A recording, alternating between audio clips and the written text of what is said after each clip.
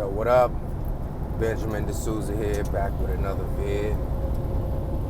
I want to speak on this Draymond Kevin issue and whatnot. And I sat back, I watched a couple vids on YouTube, listened to people's take on this whole deal, and watched a couple of ESPN and Fox Sports excerpts of the sports pundits, talking heads and whatnot, got their take on it or whatever. But I kind of want to approach this from a different angle, because I think that this type of interaction between these two are indicative to the social interactions between black people, and it really speaks to our moral deficiencies as a people, as it pertains to how we engage one another, you know what I mean? And this goes across both gender lines. I really don't want to demonize females by saying that the way Draymond acted in this situation was him acting like a female. I don't want to say that, because I think it's just a degenerate way of conducting yourself, period. You know what I mean? And it's so pervasive throughout the community that I don't think it's just a female issue. Like you can't plant that flag on the female's mountain and say, that's just a female issue. Nah. I mean, you could argue that, this type of ill behavior, females are the genesis of it. I mean, you could say that. You could make an argument for that. But with that being said, I'm kind of going to use a female, just a general female, as a metaphor, I guess you could say, to kind of compare and contrast, Draymond's behavior. And I was listening to Kevin Samuels' video. I mean, not Kevin Samuels, sorry about that. Kevin Kelly. Yeah, that brother has he's got some sharp material that he drops. But he kind of really inspired me to do this vid. But the manner in which Draymond conducted himself, I kind of thought of it as, let's say it's like a butterface female that's got like one kid, and she kind of throws her line out there to lasso a upper echelon type of brother, if you will. Like she sees a brother, she like, damn, this nigga tall, handsome, he's on his shit, he's educated, making money, but I'm nothing but a butterface, and I got one kid, so I'm technically not really qualified to get him, but I'm gonna try it. And then she ends up getting him. But she's so insecure, she's like, damn, this nigga's way out of my league. And she lets her insecurities boil over. I don't believe that Draymond feels that way deep down in his heart of hearts. He knows KD was the best thing that could have happened to that organization. But he let his insecurities come in the way. It's like, just to compare Draymond to a female, it's like, look, bro, you a butterhead.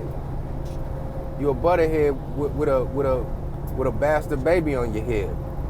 Like, yeah, okay, you do some good things here and there, but it's like, nigga, you not the star of the show. You know what I'm saying? Like, you not that dime. And I think he felt real insecure about, KD's presence on the team, even though he was the one that went out of his way to recruit KD and try to get KD on. But once KD got on, it started taking away from his shine. You see what I'm saying? It started taking away from his personal shine. So now it's not just about him, Clay, and Steph. Now it's about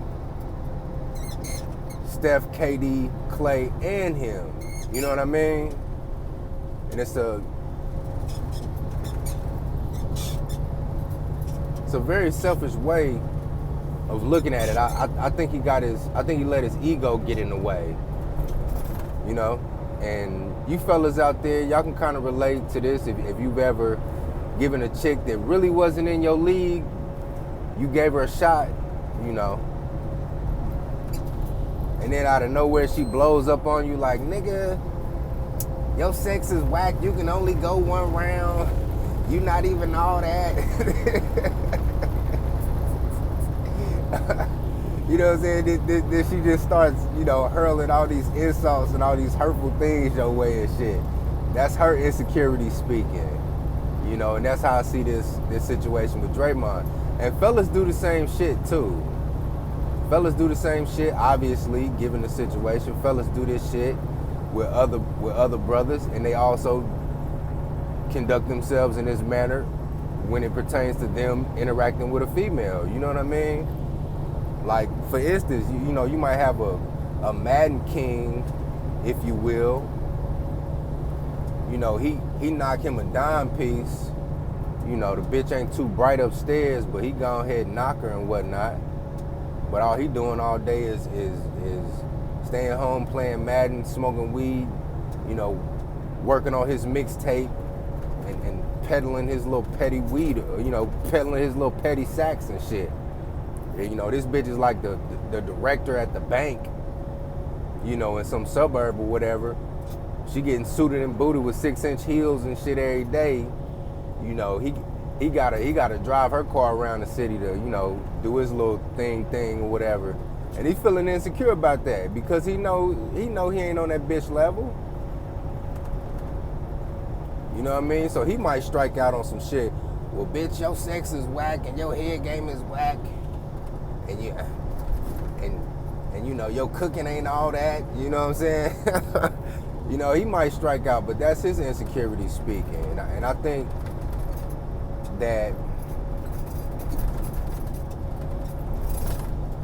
a lot of black folks within the community, if you will, I think we don't, overall, for the most part, we don't have a good grasp on our ego. And we're not cognizant enough to notice when our ego starts to, you know, rise to the surface and when we need to put said ego in check. You know what I mean? Because it's very possible that the Golden State Warriors, before this whole situation, before this whole debacle, man, they could have ran the table the next 5 years. They could leave with like 6, 7, 8, 9 rings apiece. I'm talking about some Phil Jackson shit. They got a ring on every finger.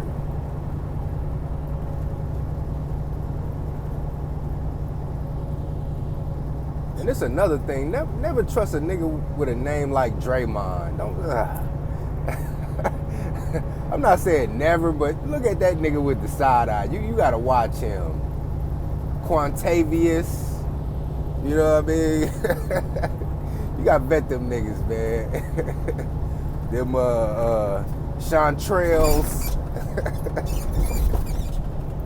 You gotta vet them niggas, man. Because they liable to act just like Draymond. They liable to pull a Draymond and just completely blow the fucking bridge up. You know? But shit, on some real shit, if I was Kevin, I'd just say, fuck it. All right then. I'm about to go to LA, mob up with LeBron and just run the table for the next 4 years. Shit.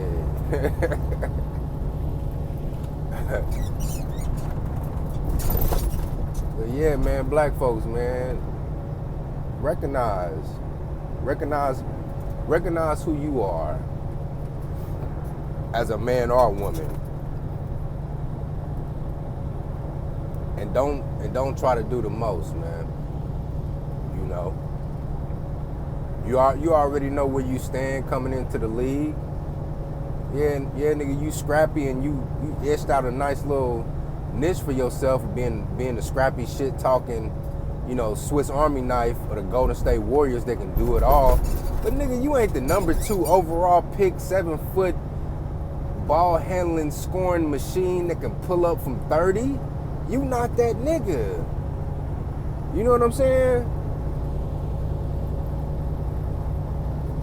You not that guy.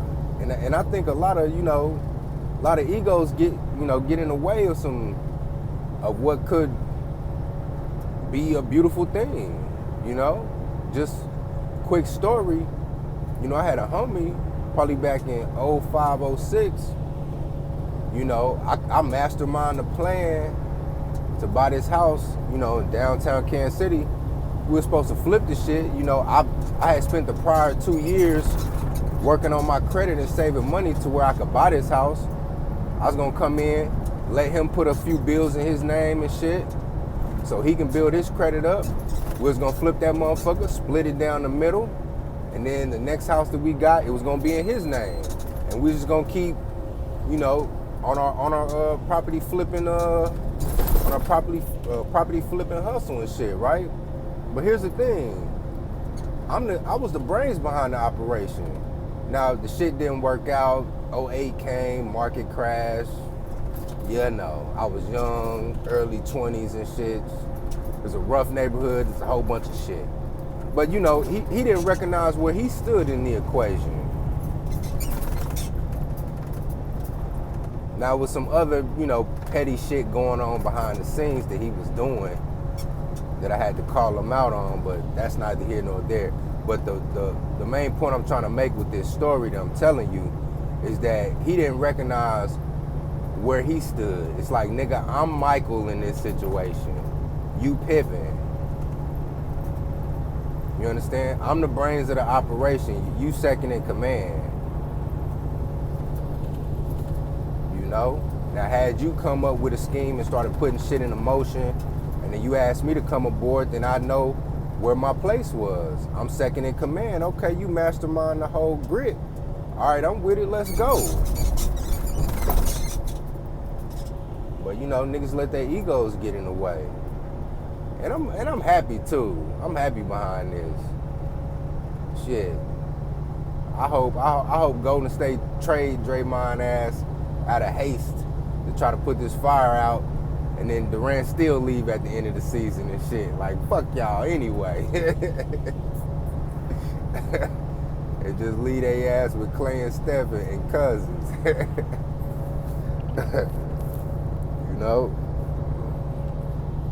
But yeah, man, that's all I gotta say, man, about this, man. I just wanted to throw my 2 cents in on this whole situation.